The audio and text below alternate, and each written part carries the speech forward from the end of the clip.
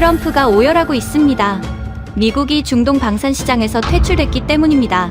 미사일을 아껴야 한다며 중동의 동맹국들을 버리고 도망친 미국, 수만 명의 목숨이 오가는 상황에서도 자신들의 이익을 최우선으로 삼았던 거죠. 무책임한 미국의 태도에 중동 전체가 패닉에 빠졌고 전 세계 전문가들은 3일 내로 중동 전체가 불바다가 될 것이라고 확신했습니다. 하지만 바로 그때 믿을 수 없는 일이 벌어졌습니다. 자국 물량까지 내어준 한국의 천궁2가 도착했고 아무런 피해 없이 이란의 미사일 폭격을 막아낸 겁니다. 이에 감동한 중동 국가들은 앞다투어 한국의 백지수표를 내밀었고 미국은 한국의 시장을 빼앗기는 최악의 굴욕을 맛보게 됐죠. 도대체 무슨 일이 벌어진 걸까요? K방산이 중동을 장악한 이유, 지금 시작합니다. 중동의 모든 방패가 한꺼번에 무너졌습니다. 이란이 정유시설만 노린 게 아니었거든요. 수천만 명이 마시는 물, 해수 담수화 플랜트를 겨냥한 겁니다. 기름이 끊기면 돈을 잃지만 물이 끊기면 나라가 증발합니다. 3월 초 첫 번째 폭격이 터졌을 때 제 통제실 천장에서 콘크리트 가루가 비처럼 쏟아졌어요. 벽에 걸린 시계가 바닥으로 떨어져 산산조각 났습니다. 그 진동이 채 멈추기도 전에 레이더 화면에 새까만 점 수백 개가 떠오르기 시작했죠. 이란의 두 번째 공격이 이미 날아오고 있었습니다. 저는 만수르, 아랍에미리트 푸자이라 방공작전 통제소장입니다. 이 사막에서 25년을 복무하며 단 한 번도 실전 공습을 겪어본 적이 없었어요. 훈련은 수백 번 했습니다. 시뮬레이션 속에서는 늘 이겼죠. 하지만 진짜 미사일이 머리 위로 떨어질 때 손이 이렇게 떨리는 줄은 몰랐습니다. 그보다 더 무서웠던 건 등 뒤를 지켜주기로 맹세한 미군의 통신이 일방적으로 끊어졌다는 사실이었어요. 패트리어트 기지 쪽으로 무전을 쳤습니다. 한 번, 두 번, 10번. 돌아온 건 잡음뿐이었습니다. 하지만 그 이야기는 잠시 접어두겠습니다. 먼저 그날 밤 모든 것이 무너지기 시작한 그 첫 번째 순간부터 말씀드려야 합니다. 2026년 3월 초, 날짜도 기억합니다. 그날 저녁 기온이 섭씨 48도까지 치솟았어요. 에어컨 3대를 풀가동해도 통제실 안은 찜질방이나 다름없었습니다. 부관이 이마에 땀을 닦으며 레이더 스크린을 감시하고 있었고 저는 1시간 전에 전달받은 정보 보고서를 넘기고 있었죠. 이란 강경파 최고 지도자가 교체된 이후 온갖 위협이 쏟아졌지만 솔직히 말하면 귀로 흘렸습니다. 미국이 있으니까요. 패트리어트 포대가 기지 서쪽 7km 지점에 떡하니 박혀 있으니까요. 그게 뚫릴 리가 없다고 25년간 그렇게 믿어왔습니다. 그 믿음이 박살나는데 3초면 충분했어요. 저녁 9시 42분, 기지 남쪽 정유시설 방향에서 하늘이 터졌습니다. 폭음이라기보다 대지 자체가 비명을 지르는 것 같았어요. 통제실 바닥이 배 위에 선 것처럼 출렁거렸고 천장 형광등이 폭죽처럼 터지며 유리 파편이 쏟아졌습니다. 저는 본능적으로 콘솔 아래로 몸을 던졌죠. 귀가 먹먹해져서 제 옆에서 소리 지르는 부관의 입만 뻥긋거리는 게 보였습니다. 5초쯤 지났을까요? 귀가 돌아오면서 가장 먼저 들린 건 기지 전체에 울려 퍼지는 공습경보 사이렌이었어요. 벌떡 일어나 레이더 화면을 봤습니다. 이란의 탄도미사일과 자폭 드론이 뒤섞여 기지 상공으로 쏟아지고 있었어요. 심장이 갈비뼈를 부수듯 요동쳤습니다. 하지만 손은 이미 움직이고 있었죠. 25년이 만들어낸 근육 기억이었습니다. 천궁 발사 시퀀스를 기동시키고 교전 허가를 내렸어요. 천궁이 불을 뿜기 시작했습니다. 화면 위에서 천궁의 요격탄이 적 미사일과 충돌할 때마다 작은 십자 표시가 깜빡거렸어요. 하나, 둘, 셋. 연속으로 맞아 떨어졌습니다.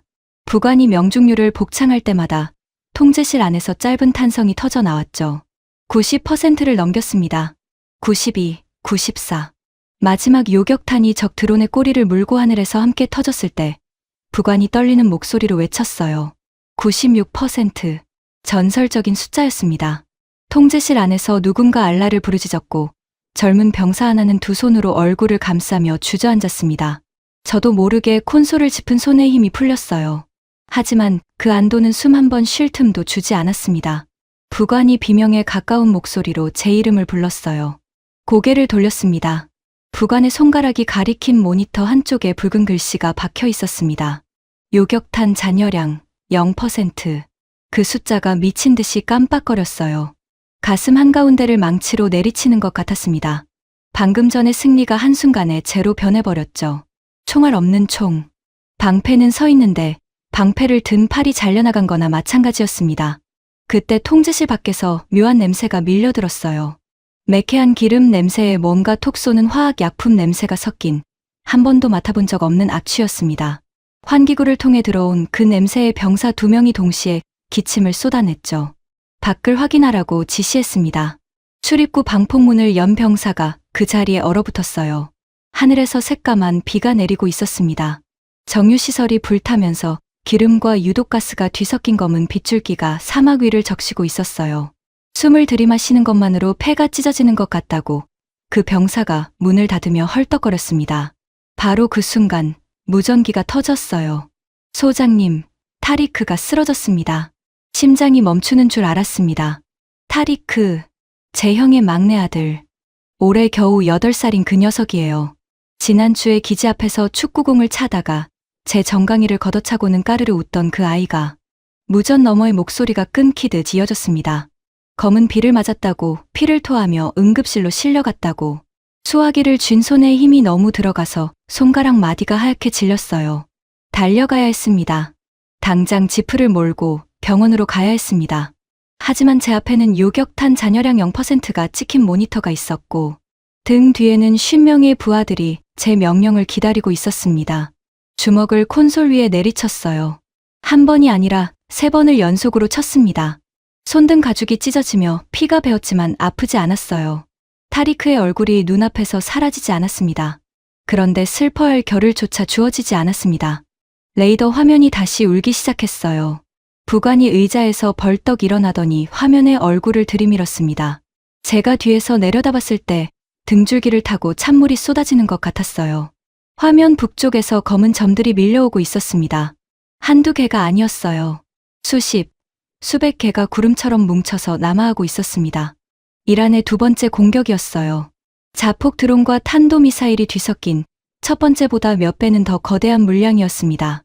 부관에게 궤적 분석을 지시했습니다. 목소리가 떨리지 않으려고 이를 악물었어요.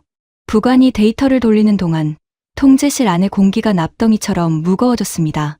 키보드를 두드리는 소리 말고는 아무 소리도 나지 않았죠. 30초쯤 지났을까요? 부관이 천천히 고개를 돌렸습니다.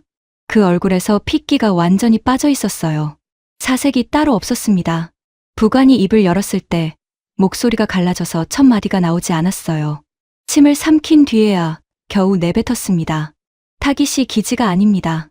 담수화 플랜트입니다. 통제실 전체가 얼어붙었습니다. 누군가 의자 뒤로 넘어가는 소리가 났어요. 제 귓속에서 심장 박동이 북소리처럼 울렸습니다. 담수화 플랜트. 수천만 명에게 깨끗한 물을 공급하는 이 나라의 심장이었어요. 그게 부서지면 사흘 안에 병원부터 멈춥니다. 타리크가 누워있는 그 병원이 수액 한 방울 넣지 못하고 마비되는 겁니다. 일주일이면 도시가 죽어요. 한 달이면 나라가 사막으로 돌아갑니다. 요격 시스템 가동하라. 제가 소리쳤습니다. 목이 터질 것 같았어요. 하지만 돌아온 건 제가 이미 알고 있는 대답이었습니다. 사격 통제관이 고개를 떨구며 모니터를 가리켰어요. 잔여탄 없음. 붉은 경고등이 벽에 반사되어 통제실 전체를 핏빛으로 물들이고 있었습니다. 쏘고 싶어도 쏠 게 없었어요. 미사일이 날아오는 걸 맨눈으로 지켜봐야 하는 겁니다. 이보다 더한 절망이 있겠습니까? 그래도 미국이 있지 않습니까? 패트리어트가 있지 않습니까? 저는 마지막 남은 줄을 잡는 심정으로 미군 합동 통신 채널을 열었습니다. 주파수를 맞추고 호출 보호를 외쳤어요. 1번, 2번. 응답이 없었습니다. 3번, 4번. 잡음만 돌아왔어요. 통신병에게 장비 이상 여부를 확인시켰습니다. 장비는 멀쩡했어요. 주파수도 정확했습니다. 그런데 상대방이 받지 않는 겁니다. 받지 않는 게 아니라 아예 끊어놓은 거였어요. 25년간 한 번도 빠진 적 없던 미군 한라인이 미사일이 머리 위로 쏟아지는 이 순간에 일방적으로 차단되어 있었습니다. 무전기를 내려놓았습니다. 손에서 힘이 빠지는 게 느껴졌어요. 통제실 안에 50명이 전부 저를 보고 있었습니다. 제가 다음에 뭘 할지, 뭘 하라고 명령할지 기다리고 있었죠. 하지만 저에게 줄 답이 없었습니다. 총알도 없고 동맹도 없고 시간도 없었어요. 부관이 다시 복창했습니다. 적편대 도달 예상 시간과 타깃을 통제실 전원에게 알리는 목소리가 방 안에 메아리 쳤어요. 그 말이 끝나자 어딘가에서 병사 하나가 훌쩍거리는 소리가 들렸습니다. 20살도 채 안 된 그 병사가 가족을 떠올리고 있다는 걸 저는 알았어요. 저도 떠올리고 있었으니까요. 응급실 침대에 누워 의식을 잃은 8살짜리 조카의 얼굴을. 당장 깨끗한 물이 끊기면 타리크는 죽습니다. 타리크뿐이 아니에요. 이 나라의 수천만 명이 며칠 안에 말라 죽는 겁니다. 그 카운트다운이 레이더 위의 검은 점들이 한 픽셀씩 남쪽으로 내려올 때마다 째깍째깍 제 관자놀이를 두들겼습니다. 모니터 불빛에 비친 제 얼굴이 유리에 반사되어 보였습니다. 25년 전 이 군복을 처음 입던 날의 저와는 완전히 다른 얼굴이었어요. 그때는 두려움이 뭔지 몰랐습니다. 지금 제 눈에 비친 건 조국의 심장부로 날아오는 미사일을 막을 방패는 있는데 그 방패를 들어 올릴 팔이 없는 그런 남자의 얼굴이었습니다. 가만히 앉아 있을 수 없었습니다. 미군 통신이 끊어졌다면 직접 가는 수밖에 없었어요. 패트리어트 기지까지 서쪽으로 7km, 지프를 몰면 10분도 걸리지 않는 거리입니다. 저는 부관에게 통제실 지휘를 넘기고 밖으로 뛰쳐나갔어요. 문을 여는 순간 섭씨 50도의 열기가 얼굴을 때렸습니다. 숨을 쉬는 게 아니라 뜨거운 솜을 억지로 삼키는 느낌이었죠. 거기에 기름 타는 냄새까지 섞여서 두어 발짝 만에 속이 뒤집혔어요. 지프 시동을 걸고 모래 벌판을 내달렸습니다. 남쪽 정유시설 방향의 하늘이 시뻘겋게 타오르고 있었어요. 그 불빛이 사막 위를 나처럼 비추고 있었습니다. 핸들을 쥔 손이 계속 미끄러졌어요. 땀인지 피인지 모를 것이 손바닥 전체를 적시고 있었거든요. 아까 콘솔을 내리쳐서 찢어진 손등에서 흐르는 피가 핸들 가죽에 스며들었습니다. 7분 만에 미군 기지 정문이 보였어요. 그런데 뭔가 이상했습니다. 평소 같으면 초소에 불이 환하게 켜져 있어야 했어요. 보초가 서 있고 바리케이드 앞에 장갑차 한 대가 자리를 잡고 있어야 했죠. 그런데 아무것도 없었습니다. 초소 불이 꺼져 있었어요. 보초도 장갑차도 성조기도 보이지 않았습니다. 지프에서 뛰어내려 정문으로 달려갔어요. 철문이 굳게 잠겨 있었습니다. 자물쇠가 아니었어요. 안쪽에서 철근 바리케이드를 덧대 놓은 겁니다. 주먹으로 철문을 두들겼습니다. 살이 까지는 줄도 모르고 10번, 20번을 내리쳤어요. 돌아온 건 쇠가 울리는 메아리뿐이었습니다. 그때 무전기에서 잡음이 끊기며 목소리가 흘러나왔어요. 미군 사령관이었습니다. 제 호출을 그제야 받은 게 아니었어요. 일방적으로 통보하려고 주파수를 연 거였습니다. 그 목소리가 어찌나 평온한지 저는 순간 귀를 의심했어요. 미사일이 하늘에서 쏟아지는 이 판국에 마치 일기예보를 읽듯 담담하게 말하더군요. 소장, 식수시설 방어는 우리 전략 자산 보호보다 후순이다. 본국 결정이다. 우리는 빠진다. 후순위. 그 단어가 귓속에서 쇠모처럼 박혔습니다. 수천만 명의 식수가 후순이라니요. 제 조카가 피를 토하며 누워있는 병원의 수도꼭지가 후순이라니요. 뭐라고 소리치려 했습니다. 하지만 무전기에서는 이미 잡음만 돌아가고 있었어요. 일방적으로 끊어버린 겁니다. 할 말만 던지고 귀를 닫았어요. 25년간 합동훈련을 하고 어깨를 두드리고 같은 식당에서 밥을 먹던 그 동맹이 진짜 총알이 날아오니까 문을 걸어 잠그고 귀를 막아버린 겁니다. 기지로 돌아가는 길에 칼리드 소령한테서 무전이 왔어요. 정찰 드론을 띄웠다고, 화면을 확인하라고. 칼리드가 보내온 영상을 지프 태블릿으로 열었습니다. 화면 속에 미군 수송 트럭 행렬이 찍혀 있었어요. 10대가 넘는 트럭이 기지 뒷길을 타고 사막 어둠 속으로 빠져나가고 있었습니다. 전조등도 끄고 먼지도 최소화하려는 듯 저속으로 기어가고 있었어요. 야반도주라는 말이 절로 나왔습니다. 미사일이 머리 위로 날아오는 이 순간에 등을 보이고 기어나가는 모습이 제 눈앞에 찍혀 있었어요. 차를 세웠습니다.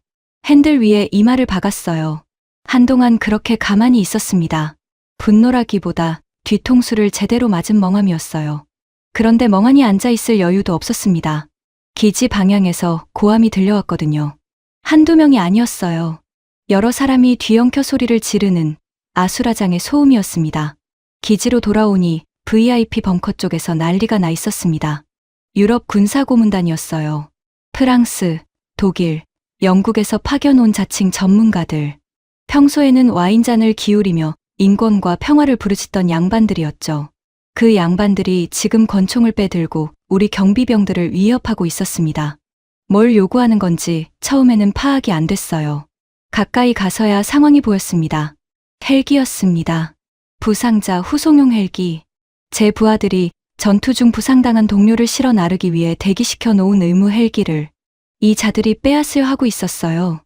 거기다 명품 가방 4-5개를 산처럼 쌓아놓고 그걸 먼저 실으라고 악을 쓰고 있었습니다. 제 눈을 의심했어요. 사람이 죽어나가는 전장 한가운데서 가죽 가방을 실으려고 부상자 후송 헬기를 뺏는 장면을 보고 있다는 게 믿기지 않았습니다. 경비병 하나가 소총을 들고 앞을 막아섰어요. 21살짜리 이등병이었습니다.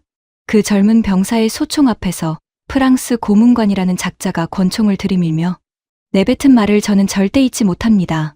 방패가 뚫렸는데 왜 여기서 죽어야 하나? 비켜. 방패가 뚫렸다고요. 그 방패를 팔아먹은 게 당신들이면서. 분노가 목구멍까지 치밀었지만 저는 끝내 아무 말도 하지 못했습니다. 그 자들을 막을 물리적 수단이 없었어요. 외교적 면책 특권이 붙은 자들이었고 저에게는 국제 문제를 일으킬 여유가 없었으니까요.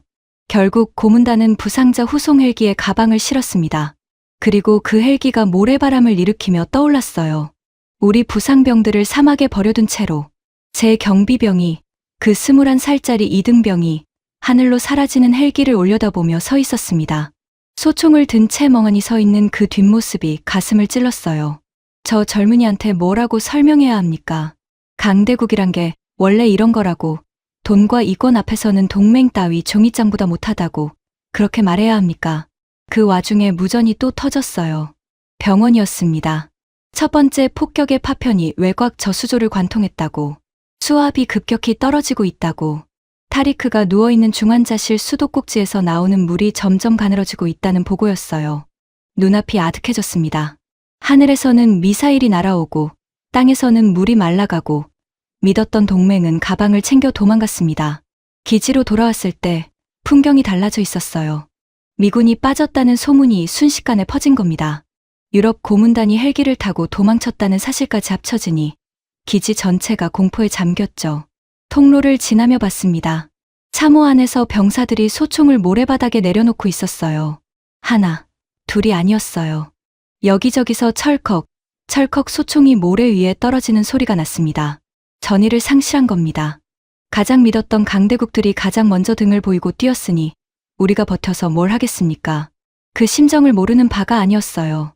저도 똑같은 생각이 뇌리를 스치고 있었으니까요. 진지 한가운데에 섰습니다. 홀로였어요. 좌측을 봐도 빈 참호, 우측을 봐도 버려진 장비. 하늘에서는 적의 미사일이 다가오고 땅에서는 아군의 사기가 바닥을 뚫고 있었습니다. 바람이 불었어요. 정유시설 쪽에서 불어오는 바람에 기름 그을음이 실려와 제 군복에 달라붙었습니다. 입술을 깨물었어요.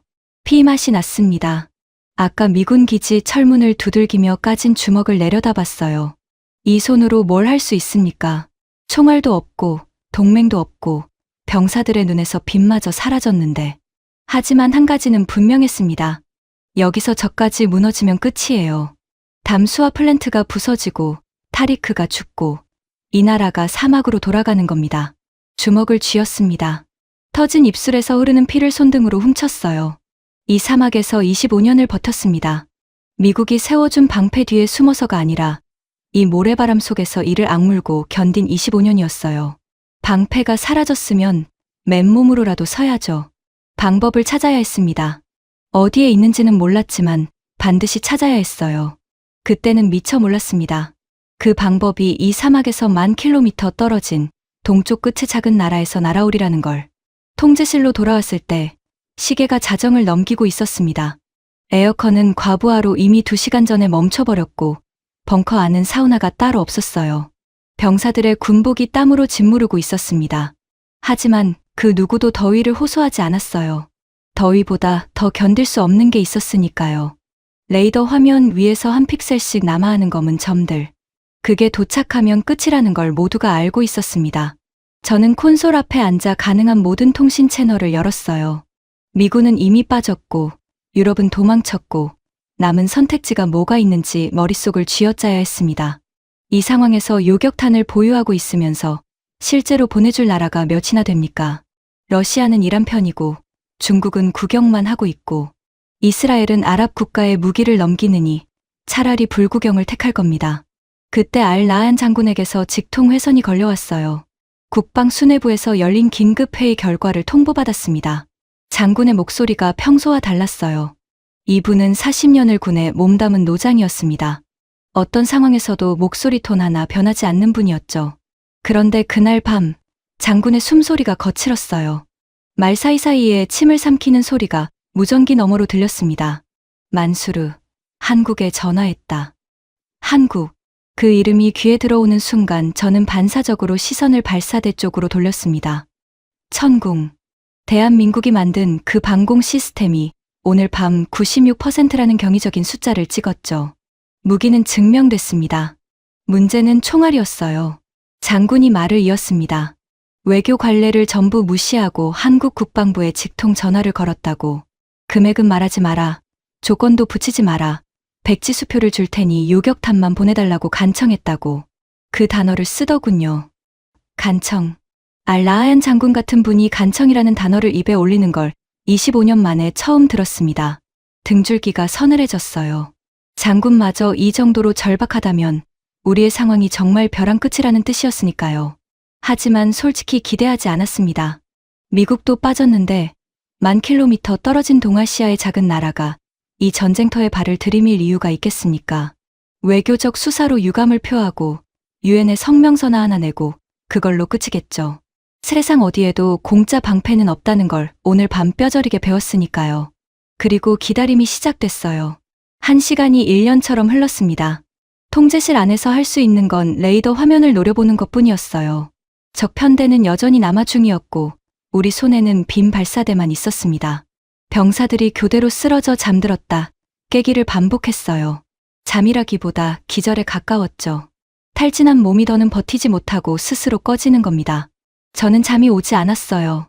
눈을 감으면 타리크의 얼굴이 떠올랐고 눈을 뜨면 요격탄 잔여량 0%가 보였습니다. 새벽 4시쯤이었을 겁니다. 기지 관제탑에서 무전이 왔어요. 국적불명의 대형 수송기가 기지 활주로에 접근 중이라고. 저는 처음에 미군이 두고 간 장비를 회수하러 돌아온 줄 알았습니다. 아니면 또 어느 나라 고문단이 자국민 빼내러 온 건지. 통제실 밖으로 나갔어요. 활주로 방향 하늘에서 거대한 항공기의 윤곽이 어둠 속에 드러나고 있었습니다. C-17 전략 수송기였어요. 착륙등이 켜지며 활주로 위를 훑었습니다. 그런데 이상했어요. 수송기가 내려앉으며 일으킨 모래바람이 가라앉자 미군 마크가 보이지 않았습니다. 꼬리 날개에 찍힌 건 태극 마크였어요. 대한민국 공군. 눈을 비벼봤습니다. 모래 때문에 헛것을 보는 건지 확인하려고. 아니었어요. 선명한 태극 문양이 활주로 조명에 반사되어 빛나고 있었습니다. 수송기의 거대한 후방 화물문이 유압 소리를 내며 천천히 열렸어요. 안에서 쏟아져 나온 건 미사일 캐니스터였습니다. 천궁 이 요격탄. 한 발, 두 발이 아니었어요. 컨테이너 단위로 실려 있었습니다. 30발. 부관이 숫자를 세다가 목이 메어 더 세지 못했어요. 저도 마찬가지였습니다. 텅 비었던 발사대에 채울 30발의 총알이 10,000km를 날아온 겁니다. 하지만 진짜 충격은 그 다음이었어요. 화물칸 안쪽에서 사람이 내렸습니다. 군인이 아니었어요. 정장도 아니었고 방탄조끼도 아니었어요. 기름때가 시커멓게 밴 작업복을 입은 사내들이었습니다. 6명이었어요. 묵직한 공구함을 양손에 들고 활주로에 내려서자마자 고개를 들어 하늘을 봤습니다. 정유시설이 타며 벌겋게 물든 하늘을. 한 명도 뒷걸음질 치지 않았어요. 맨 앞에 선 사내가 눈에 박혔습니다. 반백의 머리카락, 거친 손, 작업복 가슴팍에 알아볼 수 없는 한국어 명찰이 달려 있었어요. 그 사내가 활주로 모래를 한 발로 찍어 밟으며 주위를 둘러봤습니다. 폭격의 진동이 아직 간헐적으로 발밑을 흔들고 있었고 공기엔 유독가스 냄새가 가시지 않았어요. 수송기 엔진이 꺼지자 새벽 사막의 정막 속에서 멀리 불타는 정유시설의 우문거리는 소리만 남았습니다. 그런 한가운데로 걸어 들어온 겁니다. 화물만 올 줄 알았습니다. 요격탄만 덜렁 보내주면 감사하겠다고 그렇게 생각했어요. 무기만 와도 기적인데 사람까지 왔다는 걸 머리가 이해하지 못했습니다. 미국은 자국 전략 자산이 위험하다며 문을 걸어 잠갔습니다. 유럽은 가방을 챙겨 헬기를 뺏어 타고 도망쳤어요. 그런데 한국은 요청하지도 않은 사람을 보낸 겁니다. 미사일이 날아오는 하늘 아래로 민간인 기술자 6명을 실어보낸 겁니다. 활주로 한쪽에서 짐을 챙기던 서방 기술자 1명이 그 광경을 봤어요. 마지막으로 빠져나가려고 대기하고 있던 프랑스 업체 직원이었습니다. 그 자가 동료를 쿡쿡 찌르며 한국팀을 가리켰어요. 피식 웃더군요. 동양인 6이 공구함 들고 뭘 하겠냐는 표정이었습니다. 당장이라도 돌아갈 비행기를 찾아야 할 텐데 저 사람들은 제정신인가? 그런 눈빛이었어요. 저도 솔직히 같은 의문이 스쳤습니다. 고작 6명이 이 지옥에서 뭘 할 수 있겠습니까? 그런데 맨 앞에 반백머리 사내가 그 시선을 정면으로 받았습니다. 그리고는 아무런 반응도 보이지 않았어요. 마치 거기에 사람이 서 있는 줄도 모른다는 듯 입에 들어간 모래를 뱉어내고 공구함을 바닥에 내려놓지도 않은 채 활주로에서 가장 뜨거운 방향으로 걸어가기 시작했습니다. 발사대 쪽이었어요. 섭씨 50도의 열기와 기름 연기가 엉겨붙는 그쪽으로 거침없이 직진한 겁니다. 나머지 5명이 한마디 말도 없이 뒤를 따랐어요. 저는 그 뒷모습을 보며 서 있었습니다. 입을 다물 수가 없었어요. 설명할 수 없는 감정이 목구멍을 막았습니다. 강대국들이 줄줄이 도망친 이 사막에 10,000km를 날아와 제 통제실도 거치지 않고 발사대로 직진하는 6명의 등판. 그 등판에서 느껴지는 건 동정이 아니었어요. 의무감도 아니었습니다. 마치 자기네 기계를 자기네가 고치러 온 것처럼 당연하다는 듯이 걸어가고 있었습니다. 뒤에서 부관이 제 팔꿈치를 잡았어요. 저 사람들이 누구냐고 물었습니다. 저는 대답하지 못했어요. 이름도 소속도 몰랐습니다. 아는 거라곤 하나뿐이었어요. 이 새벽에 저 사막 위를 걸어가는 6명의 사내들이 이 나라의 마지막 희망일지도 모른다는 것. 총알 30발과 함께 날아온 6명의 손이 미국의 패트리어트도 지켜주지 않은 이 하늘을 어쩌면 지켜낼 수도 있다는 것. 새벽 공기가 미세하게 바뀌었어요. 정유시설 화재에서 불어오던 검은 연기 사이로 활주로의 태극 마크가 희미하게 빛나고 있었습니다. 날이 밝기 시작했지만 기온은 오히려 더 올라갔습니다. 사막의 아침은 원래 잠깐이나마 선선한 시간이 있어요. 그런데 그날은 달랐습니다. 전날 밤 정유시설 화재가 대기를 달궈 놓은 탓에 해가 뜨기도 전에 온도계가 48도를 가리키고 있었어요. 통제실 에어컨은 이미 죽은 지 오래였고 병사들은 군복 상의를 벗어던진 채 벽에 기대어 헐떡이고 있었습니다. 저는 한국팀 리더를 통제실로 안내하려 했어요. VIP 통제실 지하에 있어서 그나마 온도가 낮았거든요. 독립된 발전기에 연결된 에어컨도 아직 살아 있었습니다. 최소한의 예우였죠. 10,000km를 날아온 손님들에게 시원한 공간을 내주는 건 당연한 도리 아니겠습니까? 그런데 그 반백머리 사내가 제 말을 끝까지 듣지도 않았어요. 통역을 맡은 한국인 1명이 제 제안을 전달하자 리더가 고개를 저으며 짤막하게 한마디를 내뱉었습니다. 통역이 옮긴 말은 이랬어요. 기계가 있는 대로 가겠습니다. 그러고는 통제실 입구를 지나쳐 발사대 쪽으로 방향을 틀었습니다. 제가 뒤따라가며 밖은 위험하다고, 섭씨 50도가 넘는다고, 최소한 방열복이라도 지급하겠다고 말했어요. 리더가 걸음을 멈추지 않은 채 뒤를 돌아봤습니다. 뭐라고 했는지 통역은 필요 없었어요. 그 눈빛이 전부 말하고 있었거든요. 괜찮으니 비켜달라는 그런 눈이었습니다. 발사대에 도착하자 리더가 상의를 벗어 던졌어요. 기름때 묻은 작업복 윗도리를 아무렇게나 모래 위에 내팽개치고 러닝 셔츠 차림으로 캐니스터에 달라붙었습니다. 미사일 캐니스터의 표면 온도가 얼마인지 아십니까? 사막 직사광선을 받은 금속이에요. 맨손을 갖다 대면 살이 달라붙습니다. 리더가 캐니스터 볼트에 렌치를 물리는 순간 지직하는 소리와 함께 손바닥 가죽이 타는 냄새가 바람에 실려왔어요. 얼굴 하나 찡그리지 않더군요. 이를 악물고 렌치를 돌렸습니다. 나머지 5명도 마찬가지였어요. 서방 기술자들이 에어컨 나오는 컨테이너 안에서 노트북을 펴고 원격으로 작업하던 것과는 차원이 달랐습니다. 이 사람들은 찢어진 작업복 자락을 손에 감고 맨살이 쇠에 닿지 않도록 천 조각을 대면서 볼트를 조이고 있었어요. 누가 시킨 것도 아니었습니다. 아무도 입을 열지 않았어요. 말이 필요 없는 사람들이었습니다.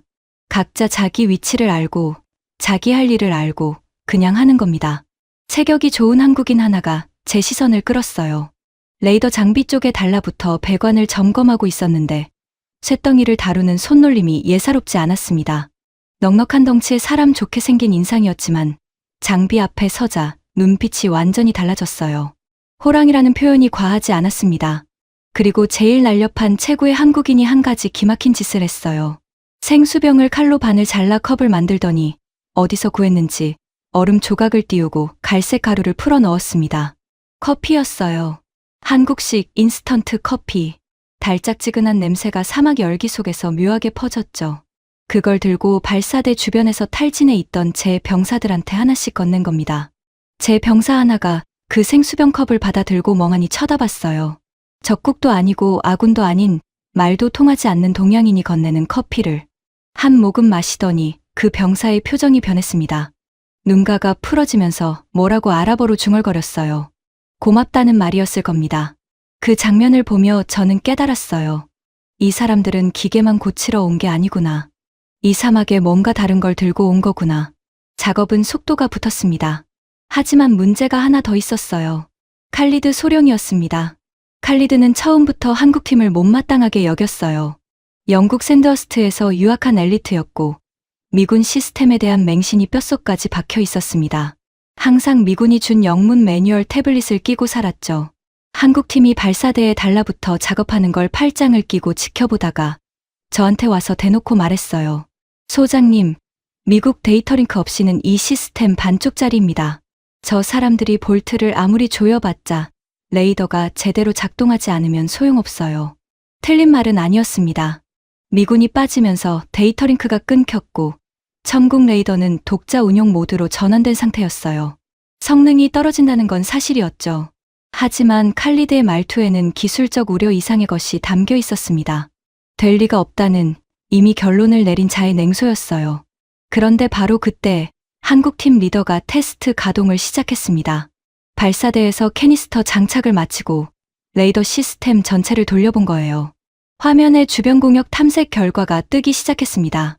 통제실 안에서 숨을 죽이고 지켜봤어요. 그리고 사막이 우리를 시험했습니다. 아무런 예고 없이 바람이 바뀌었어요. 북서쪽에서 폭풍 같은 돌풍이 불어닥쳤습니다. 샤말. 이 사막의 악마 같은 모래바람이에요. 모래 입자가 총알처럼 살을 때리고 시야를 0으로 만들어버리는 건 물론이고 레이더 전파까지 교란시킵니다. 순식간에 천국 레이더 화면이 붉은색 노이즈로 가득 찼어요. 마치 텔레비전 지직거리는 것처럼 모든 신호가 묻혀 아무것도 식별할 수 없었습니다. 칼리드가 그걸 보더니 돌아서며 내뱉었어요. 됐습니다. 이 시스템은 사막에서 장님이에요. 미군 위성 보정 없이는 모래 클러터를 못 걸러냅니다. 작전 포기해야 합니다. 통제실 공기가 얼어붙었습니다. 병사들의 시선이 저와 칼리드 사이를 오갔어요. 칼리드의 말에도 일리가 있었거든요. 미군의 위성 데이터 보정 없이 모래 폭풍 속에서 레이더를 운용한 전례가 없었습니다. 매뉴얼에도 없는 상황이에요. 매뉴얼에 없으면 칼리드는 불가능으로 분류하는 사람이었습니다. 바로 그때 통제실 구석에서 누군가 걸어 나왔어요. 하산 하사였습니다. 60이 넘은 늙은 베두인 하사관. 얼굴에 주름이 사막 모래 언덕처럼 깊이 패인 노인이었어요. 젊은 장교들 사이에서 뒷방 늙은이 취급을 받는 사람이었습니다. 전자 장비 하나 다룰 줄 모르고 보고서도 제대로 쓸 줄 몰라요. 하지만 30년을 이 사막에서 바람을 맞으며 버텨온 사람이었습니다. 하산이 너덜너덜한 가죽 장부를 하나 꺼내 들었어요. 표지가 반쯤 떨어져 나가고 모서리가 닳아 둥그러진 낡은 장부였습니다. 하산이 그걸 한국팀 리더 앞에 내밀었어요. 아랍어로 뭐라고 했는데 옆에 있던 한국인 통역이 얼른 귀를 기울였습니다. 하산의 장부를 넘겨봤습니다. 삐뚤빼뚤한 아랍어 손글씨와 함께 화살표와 숫자들이 빼곡했어요. 날짜별로 바람의 방향, 색이, 모래의 밀도가 적혀 있었습니다. 30년치. 매일매일 이 늙은 병사가 손으로 기록한 사막 바람의 일기장이었어요. 미군의 수십억 달러짜리 위성 데이터링크가 처리하지 못한 모래 변수를 이 노인이 연필 한 자루와 감각으로 30년간 기록해온 겁니다. 통역을 맡은 한국인이 장부를 들고 한 장 한 장 넘기며 리더에게 설명하기 시작했어요. 단순한 번역이 아니었습니다. 아랍어에는 바람을 표현하는 미묘한 단어들이 수십 개가 있어요. 같은 북서풍이라도 습기를 머금은 바람과 건조한 바람의 이름이 다르고 모래를 끌고 오는 바람과 모래를 밀어내는 바람의 이름이 달라요. 한국인 통역이 그 미묘한 뉘앙스를 하나도 빠뜨리지 않고 기술 언어로 변환해서 리더에게 전달했습니다. 리더의 눈이 바뀌었어요. 장부를 한 장 넘길 때마다 고개를 끄덕이는 속도가 빨라졌습니다. 뭔가를 찾은 사람의 얼굴이었어요. 리더가 통역에게 뭔가를 빠르게 지시하더니 공구함에서 노트북을 꺼내 발사대 옆 모래바닥에 펼쳐 놓았습니다. 그리고 밤이 시작됐어요. 리더가 하산의 아날로그 기록을 디지털 코드로 변환하는 작업에 들어간 겁니다. 하산이 옆에 앉아 장부를 넘겨주고 통역이 읽어주고 리더가 코드를 짰어요. 모래바닥 위에 노트북을 놓고 쪼그려 앉아서 섭씨 40도가 넘는 밤 공기 속에서 키보드를 두들겼습니다. 손가락 끝에서 땀이 뚝뚝 떨어져 키보드 위에 자국을 남겼어요. 칼리드가 그 광경을 멀찍이서 지켜보고 있었습니다. 팔짱을 낀 채 벽에 기대서 태블릿을 만지작거리며. 하지만 시간이 지날수록 칼리드의 자세가 조금씩 바뀌는 게 보였어요. 팔짱이 풀렸고 벽에서 등이 떨어졌고 어느 순간 태블릿을 주머니에 넣고 한 발짝 앞으로 다가와 있었습니다. 동이 트기 직전 리더가 마지막 코드를 입력했어요. 그리고 천궁 소프트웨어에 데이터를 밀어 넣었습니다. 레이더가 재가동됐어요. 통제실 전원이 화면을 쳐다봤습니다. 붉은 노이즈가 거치고 있었어요. 모래 폭풍 사이로 마치 안개가 거치듯 화면이 맑아지기 시작했습니다. 점 하나가 찍혔어요. 원래는 모래 신호에 파묻혀 절대 보이지 않을 작은 물체가 화면 위에 선명하게 떠올랐습니다. 부관이 숨을 헐떡이며 탐지 결과를 읽었어요. 모래 폭풍 한가운데서 초소형 드론까지 잡아내고 있었습니다. 최첨단 미군 위성이 포기한 것을 30년 된 손글씨 장부와 한국 엔지니어의 밤샘이 해낸 겁니다. 하산이 화면을 바라보며 조용히 고개를 끄덕였어요. 30년간 아무도 거들떠보지 않은 그 기록이 드디어 쓸모를 찾은 겁니다. 레이더가 살아난 기쁨은 오래가지 못했습니다. 맑아진 화면 위로 북쪽에서 내려오는 검은 점들이 다시 모습을 드러냈거든요. 이번에는 어젯밤과 비교할 수 없는 규모였어요. 화면 상단이 까맣게 물들었습니다. 자폭 드론과 탄도미사일이 뒤엉킨 거대한 군집이 일제히 남하하고 있었어요. 부관이 숫자를 세다가 멈췄습니다. 세는 게 무의미했거든요. 300이 넘었습니다. 사격 통제관이 궤적 데이터를 뽑아냈어요. 타깃은 어젯밤 분석과 동일했습니다. 담수와 플랜트. 이란은 처음부터 한 곳만 노리고 있었던 겁니다. 정유시설 폭격은 눈속임이었어요. 진짜 칼끝은 처음부터 물을 향하고 있었습니다. 도달 시간 20분. 기지 전체에 사이렌이 울렸습니다. 귀를 뚫는 금속성 비명이 벙커와 참호를 관통하며 퍼져나갔어요. 발사대에서 작업 중이던 한국팀이 고개를 들었습니다. 리더가 하늘을 올려다봤어요. 아직은 보이지 않았습니다. 맨눈으로 보이기 시작하면 그때는 이미 늦은 겁니다. 리더가 사이렌 소리를 무시하고 다시 캐니스터 볼트 위로 몸을 숙였어요. 30발 중 아직 장전이 끝나지 않은 캐니스터들이 남아 있었습니다. 시간이 부족했어요. 장전을 완료하지 못하면 30발을 다 쓸 수도 없는 상황이었습니다. 바로 그때 통신 장비가 걸려왔어요. 한국 대사관이었습니다. 정 국장이라는 사람의 목소리가 스피커를 통해 발사대까지 울렸습니다. 통역이 내용을 실시간으로 전달했는데 한마디 한마디가 현장의 공기를 얼어붙게 만들었어요. 민간인이 왜 교전 지역에 있는 거냐? 당장 빠져나와라. 외교적 마찰이 발생하면 책임을 질 수 없다. 즉각 철수하라. 리더가 통역의 말을 듣고도 고개 하나 돌리지 않았어요. 렌치를 돌리는 손이 멈추지 않았습니다. 정 국장의 목소리가 점점 높아졌어요. 통역의 얼굴이 곤란해지는 게 보였습니다. 판 위에 긴장이 한 겹 더 쌓였죠. 그리고 상황이 예상하지 못한 방향으로 치달았어요. 모래바람 사이로 헬기 한 대가 나타났습니다. 발사대에서 200m도 떨어지지 않은 빈터에 로터 바람이 모래를 사방으로 날리며 내려앉았어요. 대사관 로고가 찍힌 민간 헬기였습니다. 무전으로만 소리치던 대사관이 아예 사람을 보낸 겁니다. 헬기 문이 열리자 무장한 경호원 4명이 뛰어내렸어요. 방탄조끼에 권총을 찬 채 곧장 발사대 쪽으로 뛰어왔습니다. 경호원들이 한국팀을 에워쌌어요. 팔을 잡아 일으키려 했습니다. 리더의 어깨를 움켜쥔 경호원 하나가 한국어로 뭐라고 소리쳤어요. 저는 알아듣지 못했지만 톤만으로도 충분했습니다. 당장 타라는 거였죠. 살고 싶으면 지금 이 헬기에 오르라는 거였어요. 저는 발사대 옆에 서서 그 광경을 지켜보고 있었습니다. 개입할 수 없었어요. 저 사람들의 나라에서 저 사람들을 데려가겠다는데 제가 막을 권한이 없었습니다. 가슴이 내려앉는 것 같았어요. 어젯밤 활주로에서 느꼈던 희망이 이 모래바람과 함께 흩어지는 게 느껴졌습니다. 그때 칼리드가 한국팀 리더 앞으로 다가갔어요. 칼리드는 영어를 완벽하게 했고 한국팀 리더도 기본적인 영어가 됐습니다. 칼리드가 리더의 눈을 똑바로 보며 말했어요. 제가 알아들을 수 있는 영어였습니다. 팀장, 제발 가십시오. 당신 가족에게 돌아가십시오. 이건 당신의 전쟁이 아닙니다.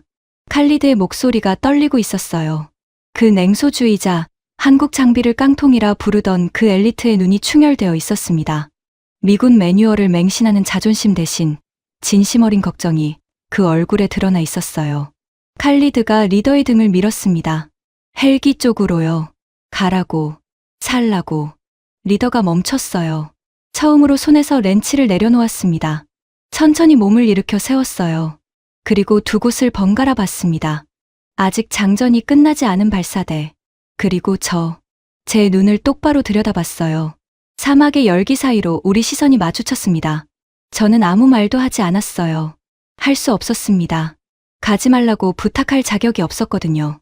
이 사람은 10,000km를 날아와 제 나라의 하늘을 지키려고 화상을 입어가며 볼트를 조이고 있는 민간인이었어요. 남아달라고 말하는 건 죽어달라고 말하는 것과 다르지 않았습니다. 하지만 리더는 제 눈에서 뭔가를 읽은 것 같았어요. 타리크가 누워있는 병원, 수압이 떨어지고 있는 수도꼭지, 레이더 위에서 남아하는 300개의 검은 점. 제 눈에 담긴 그 모든 절박함을 읽었는지도 모릅니다. 리더가 고개를 돌려 통신 장비를 봤어요. 정 국장의 고함이 아직도 스피커에서 울리고 있었습니다. 리더가 성큼성큼 통신 장비 앞으로 걸어갔어요. 경호원들이 따라붙으며 팔을 잡으려 했습니다. 리더가 팔을 뿌리쳤어요. 그리고 통신기 본체 뒤쪽을 한 손으로 더듬더니 메인 전원 케이블을 찾았습니다. 힘껏 잡아당겼어요. 뚝! 케이블이 단자에서 빠지며 스피커가 죽었습니다. 정 국장의 고함이 공기 중에서 증발했어요. 순간적으로 사막의 정막이 발사대를 감쌌습니다. 바람 소리와 먼 곳에서 타는 정유시설의 우문거림만 남았죠. 경호원들이 얼어붙었어요. 리더가 돌아서며 주머니에서 종이 한 장을 꺼냈습니다. 대피 명령서였어요. 대사관에서 발행한 공식 철수 지시서. 리더가 그 종이를 양손으로 잡더니 가운데를 찢었습니다. 한 번으로 끝나지 않았어요. 찢고 또 찢고 4번을 찢어 손바닥 크기 조각으로 만들었습니다. 그리고 그 조각을 집어 들더니 미사일 캐니스터 쪽으로 걸어가서 커넥터 단자에 묻은 기름때를 닦았어요. 대피 명령서로 자기 목숨을 구해줄 마지막 종이장으로 미사일 기름때를 닦아낸 겁니다. 저는 숨이 막혔습니다. 다리에서 힘이 빠지는 게 느껴졌어요. 이게 뭡니까? 이게 대체 뭡니까? 자기 나라도 아닌 사막에서 자기 가족도 아닌 사람들을 위해 살 수 있는 마지막 기회를 찢어서 기름걸레로 쓰다니요. 리더가 경호원들을 한번 쳐다봤습니다. 그리고 낮고 굵은 목소리로 한마디를 내뱉었어요. 한국어였습니다. 저는 알아듣지 못했어요. 하지만 옆에 있던 통역의 얼굴이 일그러지는 걸 봤습니다. 눈시울이 붉어진 통역이 제게 고개를 돌려 떨리는 목소리로 옮겨줬어요. 총알 다 쏠 때까지 대한민국은 한 발짝도 안 뺀다. 경호원들이 한 발 뒤로 물러섰습니다. 뭐라 할 수 없었던 거예요. 저 눈빛 앞에서, 저 목소리 앞에서 팔을 잡아끌 수 있는 인간이 어디 있겠습니까? 경호원들이 서로 얼굴을 마주 보더니 결국 헬기 쪽으로 돌아갔어요. 빈 헬기가 모래바람을 일으키며 떠올랐습니다. 리더가 헬기를 쳐다보지도 않았어요. 이미 다시 캐니스터 앞에 쪼그려 앉아 렌치를 쥐고 있었습니다. 나머지 5명의 한국인이 움직였어요. 한마디 말도 없었습니다. 의논도, 눈빛 교환도 없었어요. 각자 공구를 챙겨 들고 통제실 방폭문 안쪽으로 들어갔습니다. 마지막으로 들어간 체격 좋은 한국인이 안쪽에서 방폭문 잠금 레버를 내렸어요. 철컥, 빗장이 걸리는 소리가 사막의 열기 속에 울렸습니다. 바깥에서는 아무도 그 문을 열 수 없었어요. 6명이 스스로 안에 가둔 겁니다. 도망칠 문을 자기 손으로 잠가버린 겁니다. 칼리드가 제 옆에 서 있었어요. 이 사람도 입을 다물지 못하고 있었습니다. 평생 미군의 시스템을 신봉하고 서방의 매뉴얼을 성경처럼 떠받들던 엘리트가 기름때 묻은 작업복의 등판 6개를 바라보며 꼼짝 못하고 서 있었어요. 칼리드의 손에서 태블릿이 미끄러져 모래 위에 떨어졌습니다. 죽지 않았어요. 사이렌이 여전히 울리고 있었습니다. 20분. 아니, 벌써 몇 분이 지났을 겁니다. 시간이 얼마 남지 않았어요. 적기 도달까지 10분. 통제실 모니터 위에 카운트다운이 두 자릿수에서 한 자릿수로 넘어가고 있었습니다. 발사대에서는 한국팀이 마지막 캐니스터 장전에 매달리고 있었어요. 30발 중 24발까지는 완료됐지만 6발이 아직 레일 위에 올라가지 못한 상태였습니다. 6발. 그게 300개의 적 발사체 앞에서 승패를 가를 수도 있는 숫자였어요. 그런데 발사대를 세우는 메인 유압 크레인에서 비명 같은 소리가 터졌습니다. 끼익. 금속이 금속을 갈아대는 소리가 사막 전체에 울렸어요. 크레인 기어에 모래가 끼어버린 겁니다. 유압 라인에서 스파크가 튀더니 크레인 팔이 캐니스터를 들어 올리다 말고 공중에서 멈춰버렸어요. 수톤짜리 미사일이 허공에 매달린 채 꿈쩍도 하지 않았습니다. 크레인 모터가 헛돌아가는 소리만 공허하게 울렸죠. 통제실 안이 무덤처럼 조용해졌습니다. 제 옆에 있던 부관이 고개를 떨궜어요. 병사 하나가 벽을 주먹으로 쳤습니다. 저도 두 손으로 얼굴을 감싸 쥐었어요. 숨을 쉴 수가 없었습니다. 가슴을 거대한 돌덩이가 짓누르는 것 같았어요. 여기까지인가. 10,000km를 날아온 총알이 있어도 총에 장전하지 못하면 아무 소용이 없는 겁니까? 그때 설상가상으로 통제실 외곽에서 쉬익하는 소리가 터졌어요. 레이더 냉각수 펌프가 폭염을 견디지 못하고 터져버린 겁니다. 50도로 끓어오른 냉각수가 배관 틈새로 분출되며 뜨거운 증기가 사방으로 퍼졌어요. 배관 근처에 있던 병사 2명이 비명을 지르며 뒹굴었습니다. 레이더가 과열되면 방금 살려놓은 탐지 시스템이 또 죽어요. 크레인도 멈추고 냉각수도 터지고 하늘에서는 300발이 내려오고 있었습니다. 체격 좋은 한국인이 먼저 움직였어요. 방폭문 안에서 뛰쳐나오더니 터진 배관 쪽으로 달려갔습니다. 뜨거운 증기가 분출되는 바로 그 앞으로요. 방열복이 없었어요. 장갑도 없었습니다. 그 한국인이 맨몸으로 끓는 배관을 끌어안았어요. 쇳덩이에 살이 닿는 순간 지직 소리가 났습니다. 살이 타는 냄새가 바람에 실려왔어요.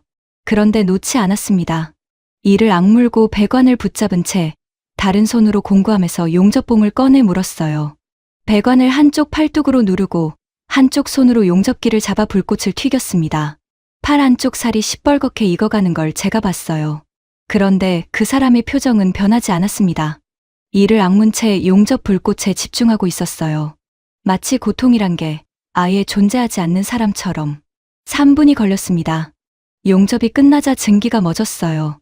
냉각수 유출이 막힌 겁니다. 그 한국인이 배관에서 몸을 떼자 팔뚝에 배관 무늬가 화상 자국으로 찍혀 있었어요. 피부가 벗겨져 진물이 흐르고 있었습니다.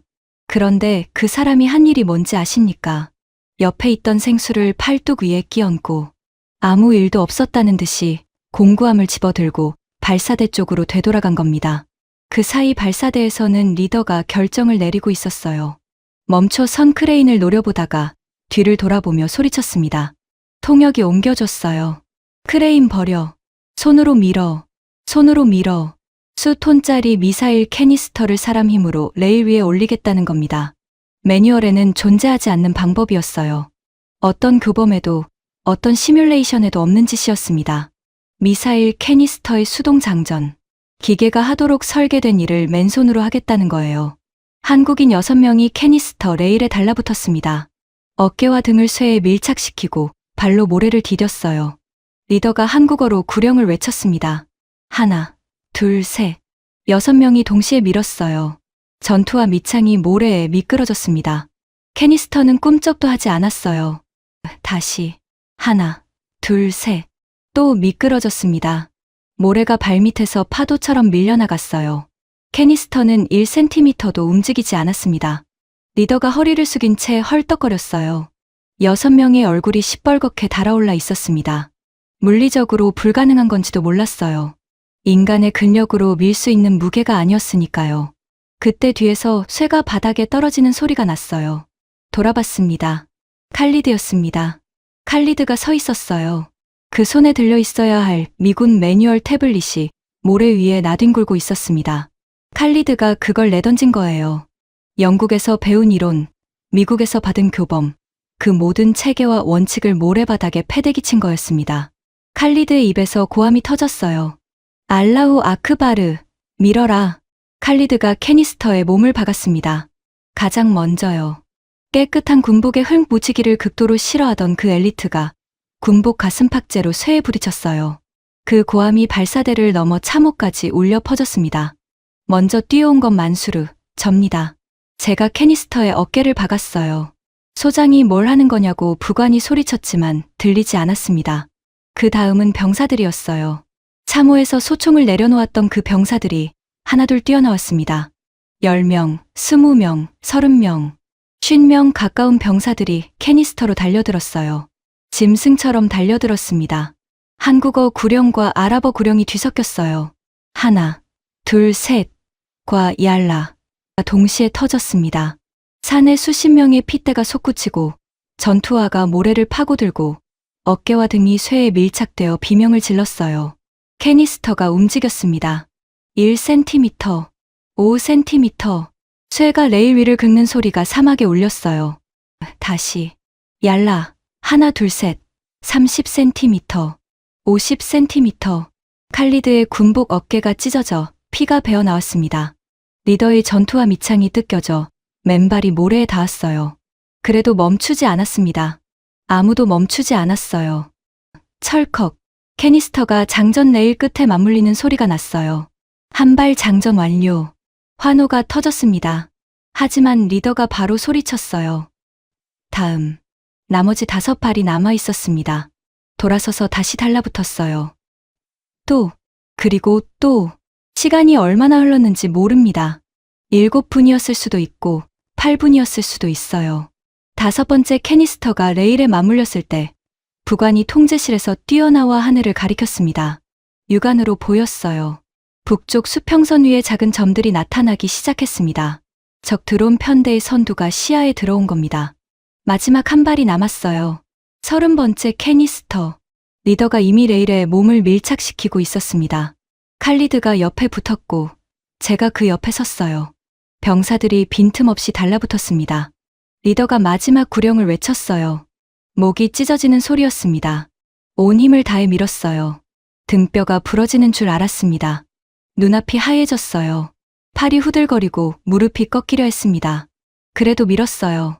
모래 위에 맨발이 땅을 파고 찢어진 어깨에서 피가 쇠를 적셨습니다. 철컥, 기계음이 사막을 울렸어요. 30번째 요격탄 장전 완료. 쓰러지듯 모래 위에 주저앉았습니다. 숨을 쉴 수가 없었어요. 심장이 갈비뼈를 뚫고 나올 것 같았습니다. 옆에서 칼리드도 무릎을 꿇고 헐떡이고 있었어요. 리더가 모래바닥에 한 손을 짚고 하늘을 올려다봤습니다. 적편대가 눈에 보이는 거리까지 다가와 있었어요. 30발, 300을 상대할 30발이 지금 이 순간 인간의 땀과 피와 뚝심으로 발사대 위에 올라가 있었습니다.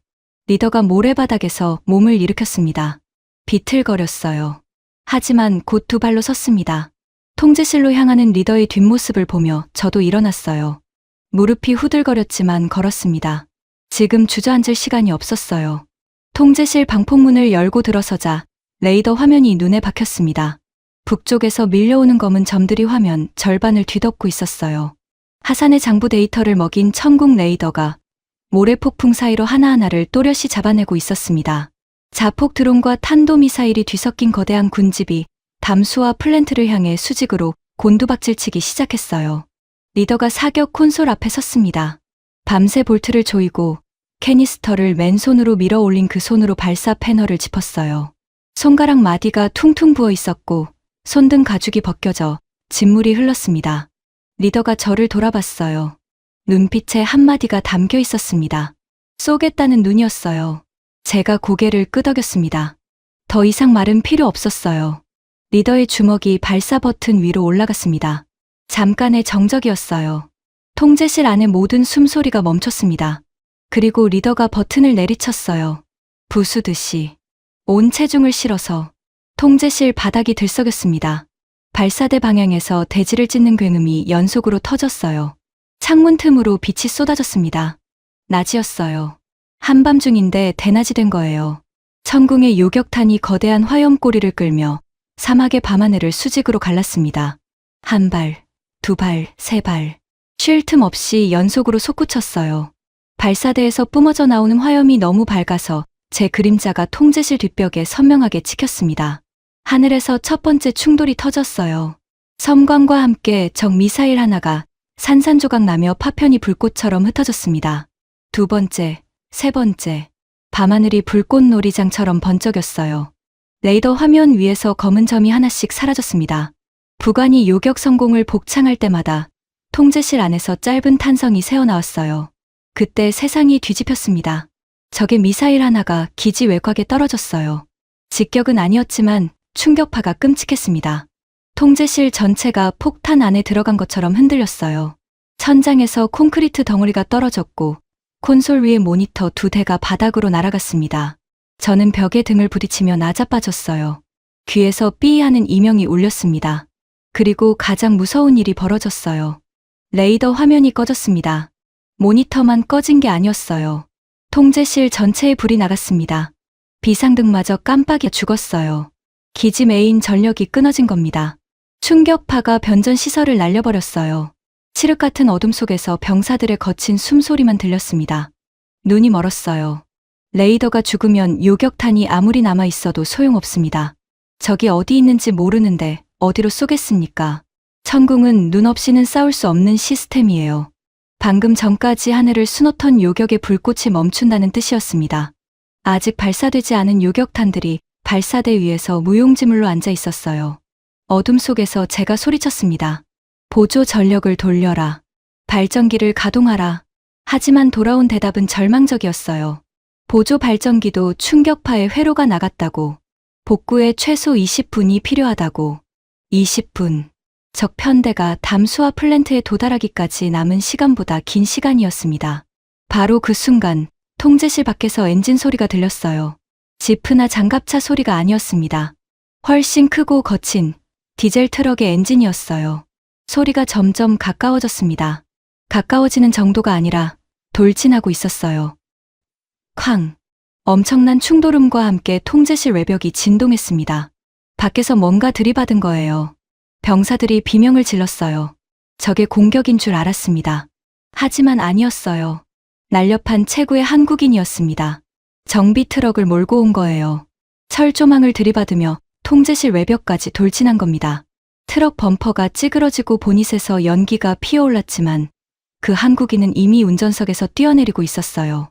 한 손에 점프 케이블 뭉치를 쥐고 뭘 하려는 건지 이해하는데 3초가 걸렸습니다. 그 한국인이 트럭 보닛을 열어젖히고 배터리 단자를 찾았어요.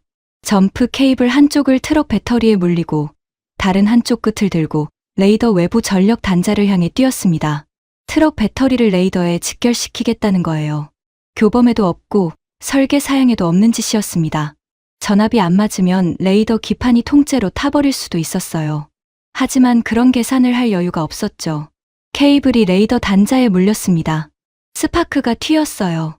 칠흑 같은 어둠 속에서 파란 불꽃이 섬광처럼 번쩍였습니다. 1초, 2초. 아무 일도 일어나지 않았어요.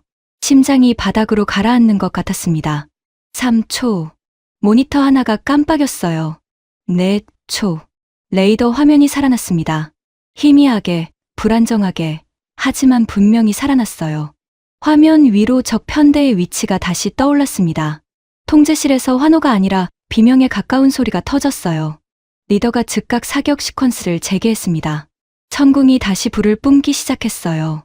하늘이 다시 낮이 됐습니다. 요격탄이 적 발사체를 하나씩 물고 늘어졌어요. 하산의 데이터가 위력을 발휘했습니다. 모래 폭풍 사이로 숨어드는 적어도 자폭 드론까지 천궁의 레이더가 모조리 잡아냈어요. 산등성이를 타고 기어오르는 드론들, 미군 패트리어트의 탐지 각도 밖으로 파고드는 궤적의 미사일들까지 천궁의 요격탄이 하나도 빠뜨리지 않고 하늘에서 터뜨렸습니다. 부관이 요격 성공을 복창하는 목소리가 점점 높아졌어요. 27, 28, 29. 화면 위의 검은 점들이 사라지고 밤하늘에는 30번의 폭발이 잔상을 남겼습니다. 마지막이었어요. 적 미사일 하나가 담수화 플랜트를 향해 수직으로 낙하하고 있었습니다. 플랜트 상공 1000m, 800m. 통제실 전원이 숨을 멈췄어요. 리더의 손가락이 콘솔 위에서 하얗게 질려 있었습니다. 500m. 화면에서 섬광이 터졌어요. 적 미사일의 신호가 사라졌습니다. 플랜트 상공 500m에서 먼지가 됐어요. 부관이 목이 터지도록 외쳤습니다. 38 발사, 38명중. 100%. 통제실이 무너지는 줄 알았어요. 병사들이 포효하듯 소리를 질렀습니다. 바닥에 주저앉아 울음을 터뜨리는 병사가 있었고, 옆 사람을 끌어안고 이마를 맞대는 병사가 있었어요. 저는 콘솔 위에 두 손을 짚고 서 있었습니다. 다리가 풀려서 손을 놓으면 쓰러질 것 같았거든요. 눈물이 났어요. 참으려 했는데 참을 수가 없었습니다. 병원에서 무전이 왔어요. 떨리는 목소리였습니다. 수도관이 살아났다고. 담수화 플랜트가 무사하니 정수된 물이 다시 흐르기 시작했다고. 요동치던 파이프에서 맑은 물이 쏟아져 나오고 있다고. 그리고 타리크가, 제형의 8살짜리 막내가 간호사가 떠준 깨끗한 물을 마시고 눈을 떴다고. 저는 무전기를 쥔 채 무릎을 꿇었습니다. 한참 뒤에야 리더를 찾았어요. 통제실 구석에서 벽에 등을 기대고 앉아 있었습니다. 고개를 떨구고 있었어요. 잠든 건지 탈진한 건지 분간이 되지 않았습니다. 다가가니 눈을 떴어요. 충혈된 두 눈이 저를 올려다봤습니다. 저는 그 사람의 손을 잡았어요. 부어오르고 가죽이 벗겨진 화상 자국이 점점이 박힌 그 거친 손을. 아무 말도 하지 못했습니다. 목구멍이 막혀서 소리가 나오지 않았어요. 그냥 잡고 있었습니다. 멀리 산 꼭대기에서 망원경을 들여다보던 사람들이 있었다는 걸 나중에 알았습니다.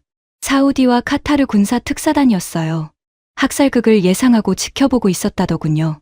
그런데 100% 요격의 불꽃놀이를 목격하고는 망원경을 떨어뜨렸다고 합니다. 본국에 기적이 일어났다고 비명을 지르며 무전을 쳤다고. 저는 그 순간 산 꼭대기를 볼 여유가 없었어요. 무릎을 꿇고 울고 있었으니까요. 동이 텄습니다. 2026년 3월 11일 아침이었어요. 밤새 불타던 정유시설의 연기가 옅어지고 사막 위로 햇살이 쏟아졌습니다. 어젯밤 하늘을 수놓았던 요격의 잔해가 모래 위에 흩어져 있었어요. 쇠파편과 그 흐름 사이로 담수화 플랜트의 은빛 지붕이 아침 햇살을 받아 빛나고 있었습니다. 흠집 하나 없이.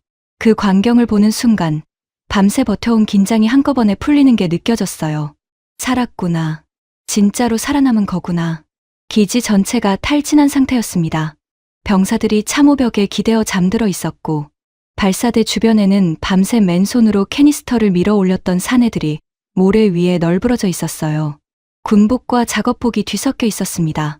누가 한국인이고 누가 UAE 병사인지 구분이 되지 않았어요. 찢어진 어깨, 부어오른 손, 피와 기름때가 뒤엉킨 팔뚝, 전부 같은 모양이었습니다. 그 평온이 깨진 건 헬기 소리 때문이었어요. 한 대가 아니었습니다. 북쪽 수평선에서 점이 셋, 넷 나타나더니 굉음을 내며 기지로 접근했어요. VIP 수송 헬기였습니다. 동체에 사우디 왕실 문장이 찍힌 헬기가 먼저 내려앉았고 바로 뒤에 카타르 국방부 마크가 박힌 헬기가 뒤따랐습니다. 로터 바람이 모래를 사방으로 날렸어요. 잠들어 있던 병사들이 벌떡 일어났습니다. 헬기 문이 열리자 양복을 차려입은 사내들이 쏟아져 나왔어요. 수행원들이 서류 가방을 들고 뒤따랐습니다. 맨 앞에 선 사우디 왕족의 구트라가 모래바람에 펄럭였어요. 밤새 산꼭대기에서 망원경을 들여다보던 그 특사단의 상관들이었습니다. 어젯밤의 기적을 본국에 보고하자마자 새벽녘에 헬기를 띄운 거였죠. 사우디 왕족이 곧장 저를 찾았어요. 만수르 소장, 첨궁 담당 기술진을 만나게 해달라고. 목소리가 급했습니다. 눈이 번들거렸어요. 지갑이 아니라 가슴이 뛴다고 말하기엔 그 손에 들린 서류의 정체가 너무 노골적이었습니다. 제가 한국팀 리더 쪽을 가리키자 왕족이 수행원 3명을 대동하고 성큼성큼 발사대 쪽으로 걸어갔어요. 리더는 아침 햇살 아래서 발사대 점검을 하고 있었습니다. 밤새 전투를 치른 캐니스터의 상태를 하나하나 확인하고 있었어요. 탈진했을 텐데 벌써 일어나 기계 앞에 서 있는 거였습니다. 사우디 왕족이 다가가 영어로 말을 걸었어요. 통역이 옆에서 한국어로 옮겨줬습니다. 부르는 게 값이라고. 당장 자국 국경으로 와서 같은 시스템을 깔아달라고. 금액은 원하는 대로 적으라고. 그러면서 수행원이 서류를 펼쳤어요. 백지 수표였습니다. 금액란이 비어 있었어요. 사우디 왕실 직인만 찍혀 있었습니다. 원하는 숫자를 적으라는 거였죠. 리더가 서류를 내려다봤어요. 그리고 고개를 들어 왕족의 눈을 봤습니다. 뭔가 기대에 찬 표정으로 기다리는 왕족 앞에서 리더가 입을 열었어요. 통역이 옮겨졌습니다. 한국 공장은 24시간 돌아갑니다. 우리 UAE 형님들 물량부터 채워야 하니 뒤로 줄 서십시오. 왕족의 표정이 얼어붙었어요.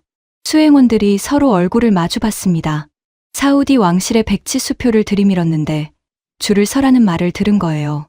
산유국 왕족이 동양인 기술자에게 줄을 서라는 소리를 듣는 광경을 저는 난생 처음 목격했습니다. 하지만 리더의 표정에는 거만함이 없었어요. 오만도 경멸도 아니었습니다. 그냥 당연한 순서를 말하는 얼굴이었어요. 먼저 온 사람이 먼저 받는 겁니다. 어젯밤 함께 피를 흘린 사람이 먼저예요. 백지 수표가 그 순서를 바꿀 수는 없었습니다. 카타르 특사가 옆에서 끼어들려 했어요. 리더가 손을 들어 정중하게 제지하더니 고개를 돌려 통역에게 뭔가를 지시했습니다. 통역이 발사대 옆에 세워둔 장비 박스를 열었어요. 안에서 묵직한 바인더 하나를 꺼내 들었습니다. 두꺼웠어요. 300페이지는 넘어 보였습니다. 표지에 한국어와 아랍어가 나란히 적혀 있었습니다. 리더가 그 바인더를 들고 제게 다가왔어요. 제가 멍하니 서 있으니까 리더가 한 걸음 더 가까이 왔습니다. 바인더를 제 두 손 위에 올려놓았어요. 묵직했습니다. 종이의 무게가 아니었어요. 밤새 이 안에 쏟아부은 무언가의 무게였습니다. 통역이 설명해 줬어요. 천궁, 이 사막 최적화 자립 운용 매뉴얼. 리더가 밤새 전투를 지휘하면서 동시에 이걸 만들고 있었다는 겁니다.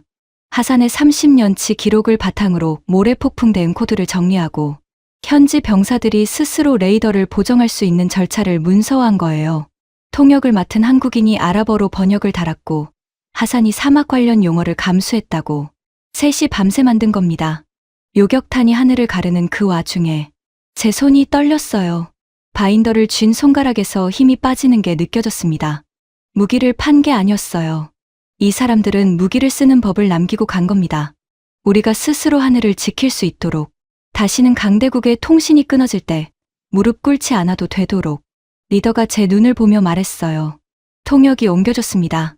우리는 고철 팔고 도망치는 강대국이 아닙니다. 이 하늘은 소장님이 직접 지키십시오.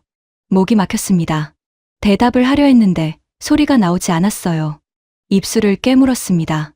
또 피맛이 났어요. 이틀 사이에 입술이 성한 곳이 없었습니다. 하지만 이번에 흐르는 것은 피만이 아니었어요. 눈에서도 뭔가가 흘렀습니다. 뒤에서 발소리가 들렸어요. 칼리드였습니다. 그 뒤로 하산이 서 있었고 그 뒤로 어젯밤 캐니스터를 함께 밀었던 병사들이 한 줄로 늘어서 있었어요. 칼리드의 군복 어깨가 아직 찢어진 채였습니다. 피가 마른 자국이 까맣게 남아 있었어요. 칼리드가 자세를 바로잡았습니다. 턱을 당기고 등을 펴고 오른손을 이마 옆으로 올렸어요. 거수경례였습니다. 하산이 뒤따랐어요. 30년 된 낡은 군복의 소매가 들리며 주름진 손이 이마에 닿았습니다.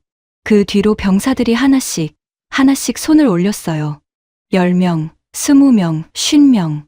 어젯밤 소총을 모래바닥에 떨어뜨렸던 바로 그 병사들이 한국인 6명을 향해 일제히 경례를 올리고 있었습니다. 아무도 울음소리를 내지 않았어요. 하지만 칼리드의 볼 위로 줄기가 흘렀고 하산의 사막 언덕 같은 주름 사이로 물기가 번졌습니다. 리더가 경례를 받았어요. 대단한 제스처가 아니었습니다.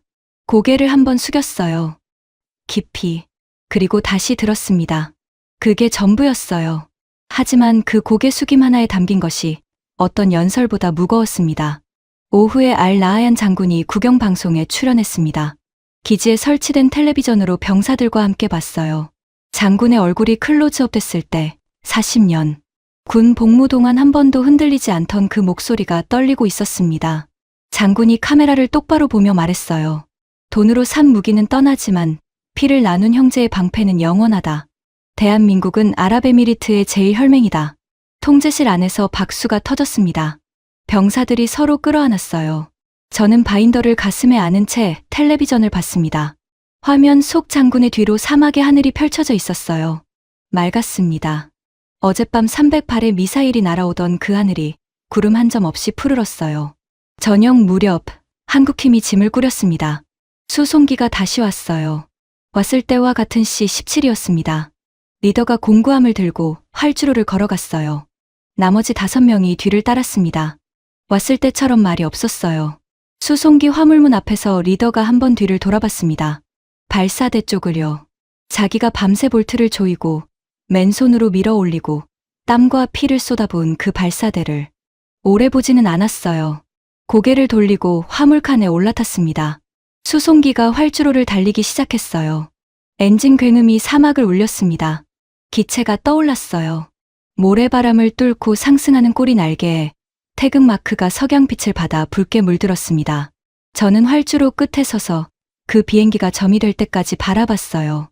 바인더가 제 왼팔에 안겨 있었습니다. 오른손을 이마 옆으로 올렸어요. 경례를 했습니다. 말은 하지 않았어요. 할 수 없었습니다.